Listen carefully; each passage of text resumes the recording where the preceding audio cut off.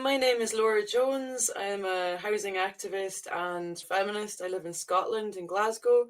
Like most people, I'm absolutely losing my mind over everything that's going on at the moment and the increased polarization and tribalism of, you must pick a side. And once you have picked your side, you must agree with everything that goes along with that side, even though that's not how humans work and that's not how our brains work and that's not how society works. People have a whole range and shade of different opinions about different things, and there is no clear cut sides to be chosen. So I feel like I'm constantly torn, like I'm sure a lot of people feel, on this side on this issue and that side and the other issue. I think, well, a lot of it comes down to a lack of class analysis in the political discourse. We're determined to find scapegoats and to think of everything as just a problem of individuals having the wrong ideas instead of actually seeing things as a product of the material circumstances in which we're living, and that social issues arise as a result of economic situations that we find ourselves in. And so the housing issue, probably, I think, the big issue of our time, at least here in Britain. Obviously, we haven't quite gotten our act together to have our own country up here, but it's very tempting to think of Scotland as it being a separate country. But certainly when it comes to this issue, it's the same. It is absolutely the same. We've got the Scottish flags going up all over my neighbourhood, all along the main street. Reform are making inroads in Scotland, maybe not to the same extent as they are in England, but it is a thing. We've got the hotel protests, and we've got scary guys with like all the facial tattoos and all the rest of it turning up and talking about burning these places down. Yeah, it's getting pretty scary. But I don't really feel like there's much pushback in the form of like genuine alternative explanations for what's going on, because we are facing big problems as a society. And one of those is that women and girls are increasingly unsafe in our cities. And it's a reality that the left has always liked to just put its hands over its ears and go, no, no, it's not happening, because it's a difficult thing to think about. So it's easier just to say it's not a problem at all, which obviously plays into the hands of the right, and just hands them all these arguments. And a lot of this stuff that we're looking at, I think, has been driven by the housing crisis.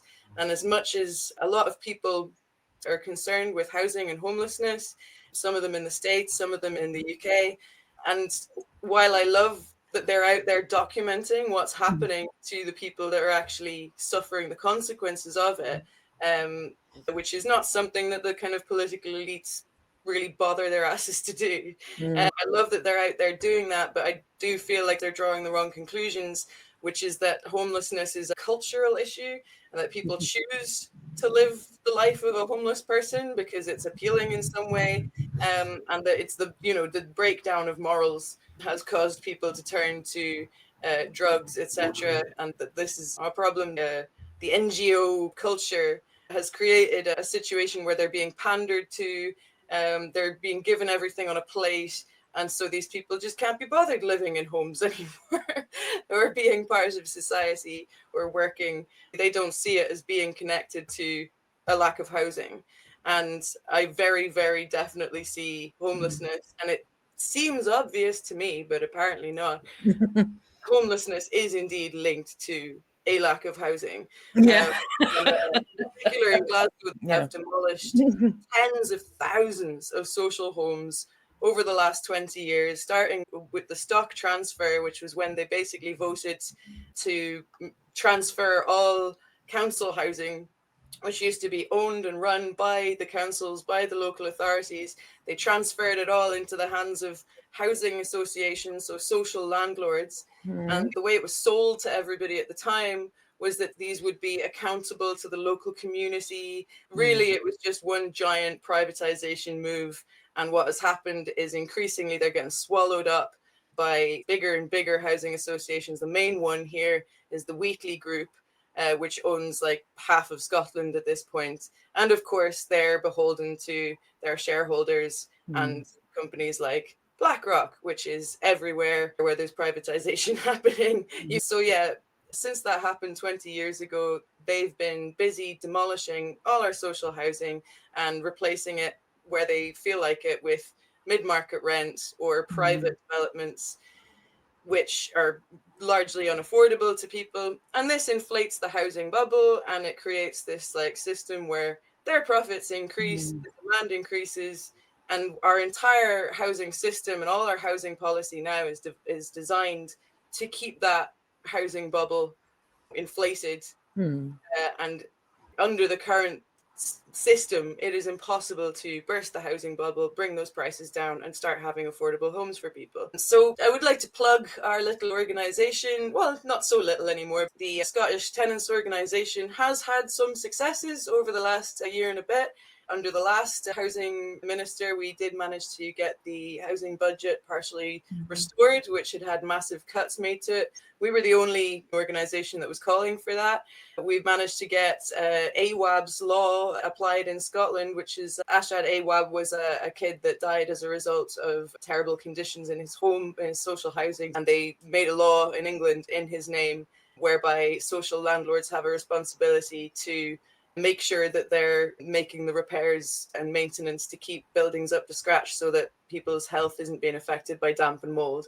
We've had high profile cases in Scotland that we've been promoting where, for example, a child very nearly died as a result of a condition that was exacerbated by mold and damp. And we've actually managed to get that attached to the latest upcoming housing bill. So that's been another big success. And then just this week, we had a meeting with the Scottish government and we demanded, among other things, 1.5 billion a year to be spent on the affordable housing programme. And the very next day, they announced that that's actually happening, which is very, very unusual. Well, unfortunately, as always, the devil's in the detail, and it turned out a lot of it would be private leveraged funding. So we'll see how that money gets spent and what kind of developments get spent on. It's not going to be as simple as, great, you can have all the council housing that you need. It's also not enough, because we're actually going to need to spend a lot more than that to have the housing that we will need going forward, and the number of council houses, social houses that we will need to build over the next 5 years to meet demand. So the Scottish Tenants Organisation is all about, we need council housing, we need a return to the council housing model, and we need a mass programme of house building. And what we need to achieve that is we need a national house building company. We do not want to leave it up to the likes of the Wheatley Group, who suck in hundreds of millions of public money and don't actually build anything and are not accountable to the people that they're supposed to serve. So that's what we're all about.